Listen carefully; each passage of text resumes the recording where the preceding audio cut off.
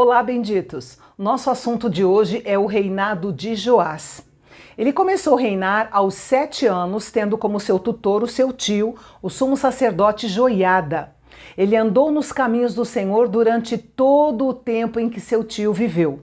Foi o próprio Joiada quem providenciou seu casamento para garantir que a linhagem davídica continuaria sem impedimentos. Depois disso, Joás decidiu fazer uma restauração no templo do Senhor, que estava em mau estado, não apenas pelo desgaste natural, mas também porque a ex-rainha Atalia, junto com seus filhos, tinha arruinado o templo.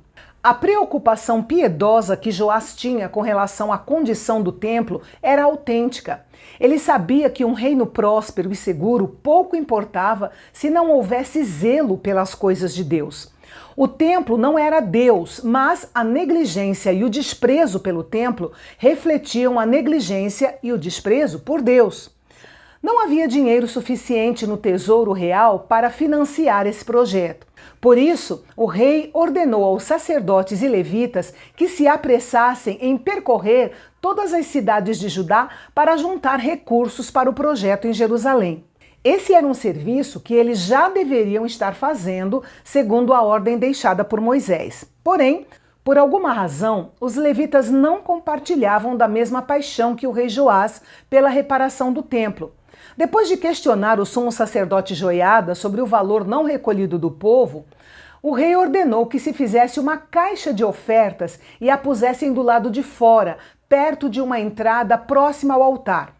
Isso permitiu que o povo trouxesse o dinheiro diretamente para o templo, sem precisar ser recolhido pelos levitas, já que eles não estavam mostrando tanto interesse.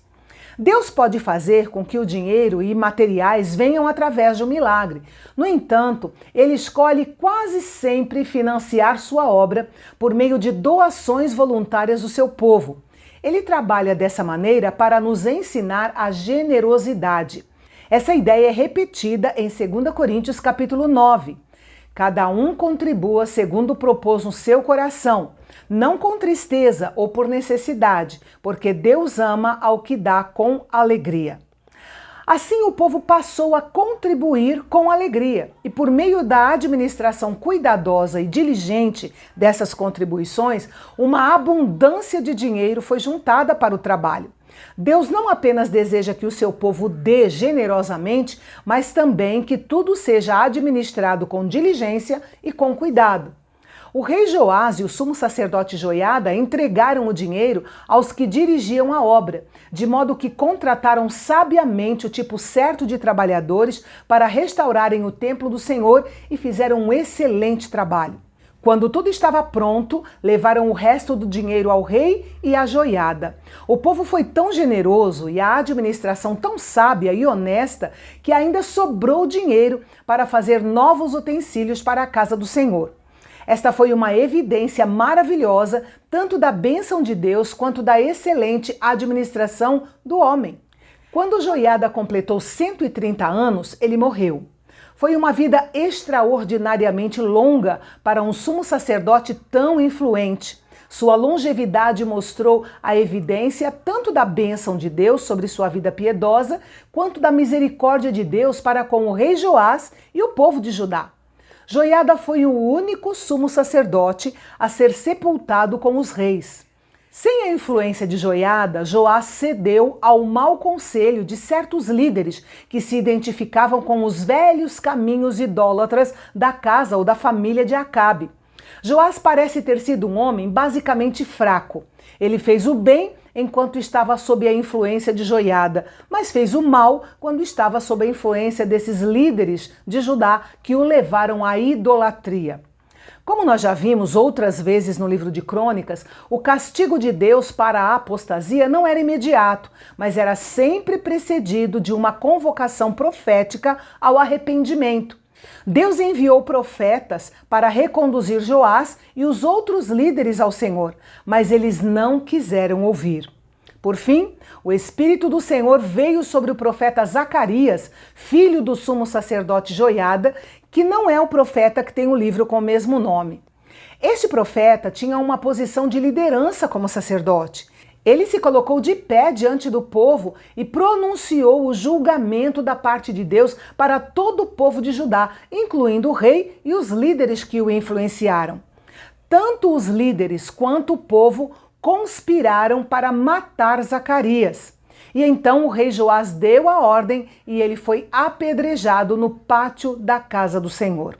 Eles não apenas rejeitaram a mensagem do Senhor, como também silenciaram o seu profeta. As últimas palavras de Zacarias foram um apelo a Deus, pedindo-lhe que retribuísse de acordo com sua justiça. Ele disse: "O Senhor verá isto e o retribuirá." Foi a oração perfeita do perseguido, deixando toda vingança nas mãos e na sabedoria de Deus. Não era uma vingança pessoal, mas um pedido a Deus que agisse de acordo com os seus princípios de justiça declarados. No final daquele mesmo ano, os sírios vieram contra Judá e, com um exército bem pequeno, bem menor que o de Judá, atacaram e mataram todos os chefes do povo, além de levar os despojos para o rei de Damasco. Nesse confronto, Joás ficou gravemente ferido.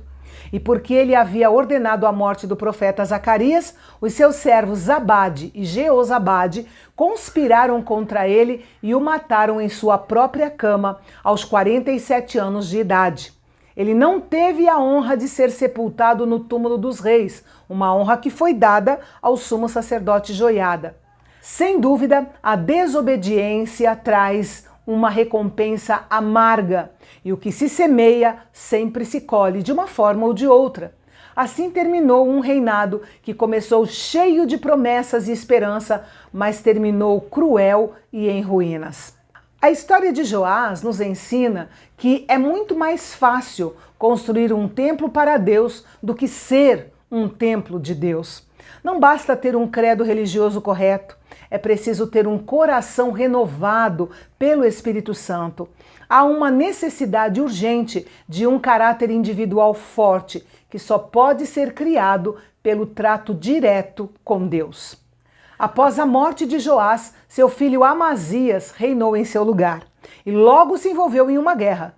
Os detalhes você confere amanhã, aqui no canal Bendito, onde a teologia é para todos.